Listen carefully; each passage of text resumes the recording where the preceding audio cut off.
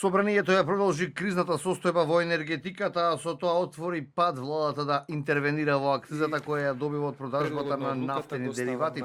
Со 88 гласа за и без ни еден глас воздржан или против, одлуката за продолжување на кризната состојба беше усвоена од пратениците. Одлуката ќе важи до 20 октомври. Собранието ја донесе одлуката за изменување на одлуката за одобрување на продолжување на рокот за постојање на кризна состојба заради можност на настанување на прометување на снабдувањето со нафта и нафтени деривати на територијата на Република Македонија. Секој ден е нов ценовен шок за граѓаните, обвинија од СДСМ. Додаваат дека континуираното поскапување на горивата значи и ново поскапување на цените на храната, превозот и на останалите производи. Според опозиционерите, ова е нов удар врз семејните буџети, откако цените веќе се до плафон. Со Недели Мицковски не носи мерки за заштита на стандардот на граѓаните.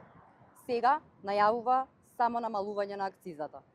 Повторно, половична и задоцната мерка која нема да го намали ценовниот притисок врз граѓаните.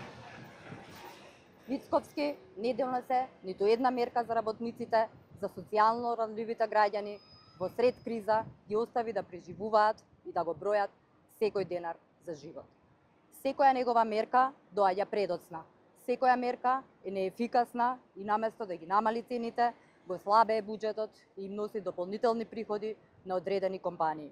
Оваа одлука доаѓа по неколку неделното зголемување на цените на дериватите во земјава, што е резултат на растот на цената на нафтата на светските берзи поради војните конфликти на Блискиот Исток.